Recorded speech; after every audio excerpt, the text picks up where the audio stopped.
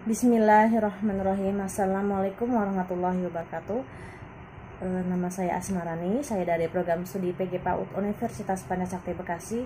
Video kali ini untuk memenuhi tugas UAS pada mata kuliah Metode Perkembangan Fisik Motorik dengan dosen pengampu Ibu Fitra Mulyanti MPD MM.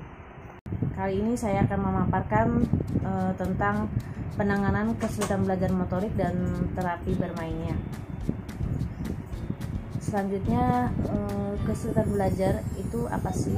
Menurut Hemil dalam Subini pada tahun 2012, kesulitan belajar itu adalah beragam bentuk kesulitan yang nyata dalam aktivitas mendengarkan, bercakap-cakap, membaca, menulis, menalar, atau menghitung.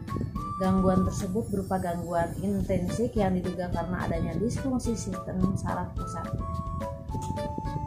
Kesulitan belajar ini bisa terjadi bersamaan dengan gangguan lain, misalnya gangguan sensori, hambatan sosial dan emosional, dan pengaruh lingkungan, misalkan perbedaan budaya atau proses pembelajaran yang tidak sesuai.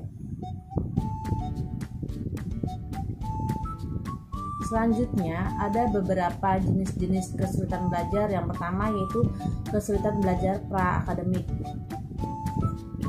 Kesulitan belajar pra-akademik ini bisa dikelompokkan menjadi beberapa jenis, antara lain yaitu pertama gangguan perkembangan motorik, yang kedua gangguan perkembangan sensorik, yang ketiga gangguan perkembangan perseptual, dan yang terakhir itu gangguan perkembangan perilaku.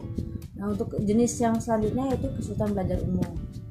Anak berkesulitan belajar umum secara nyata mengalami kesulitan dalam tugas-tugas akademik khusus maupun baik disebabkan oleh adanya disfungsi neurologis, proses psikologi dasar maupun sebab-sebab lain, sehingga prestasi belajarnya anak itu rendah dan anak tersebut berisiko tinggi tinggal kelas.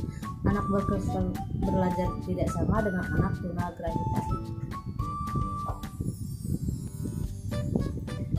Di sini ada berikut ciri-ciri anak dengan kesulitan belajar. Yang pertama, punya kecerdasan normal atau di atas normal. Yang kedua, kesulitan dalam setidaknya satu mata pelajaran atau biasanya beberapa mata pelajaran.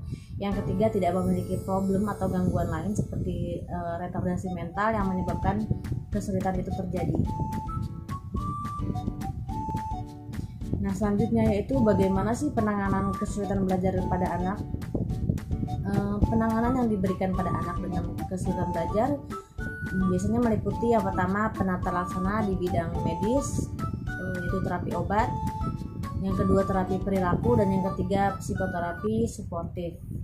Yang selanjutnya yaitu terapi bermain. Pengertian bermain dan terapi bermain ini menurut Hughes, seorang ahli perkembangan anak, dalam bukunya Children, Play and Development, mengatakan bahwa permainan merupakan hal yang berbeda dengan belajar dan bekerja. Hetherington dan Parker menyebutkan tiga fungsi utama dari permainan, yaitu fungsi kognitif, fungsi sosial, dan fungsi emosi. Nah, selanjutnya ada pola-pola bermain. Pola bermain pada masa bayi, yang pertama sensomotorik, yang kedua menjawab, meniru, berpura-pura, menjawab, berpura-pura, permainan, dan hiburan. Selanjutnya pola bermain pada masa awal anak-anak, bermain dengan mainan, dramatisasi, konstruksi, permainan, membaca, film radio dan televisi. Yang selanjutnya terapi bermain. Terapi bermain ini yaitu penerapan sistematis dari sekumpulan prinsip belajar terhadap suatu prinsip perilaku yang bermasalah atau biasanya dianggap menyimpang dengan melakukan suatu perubahan serta menempatkan anak dalam situasi bermain. Seperti itu. Jadi kesimpulannya, kesulitan belajar itu beragam bentuk kesulitan yang terdapat dalam aktivitas mendengarkan, bercakap-cakap, membaca, menulis, menalar, atau menghitung. Terapi bermainnya penerapan sistematis dari sekumpulan prinsip belajar terhadap suatu kondisi perilaku yang bermasalah atau dianggap menyimpang dengan melakukan suatu perubahan serta menempatkan anak dalam situasi bermain. Seperti itu. Terima kasih.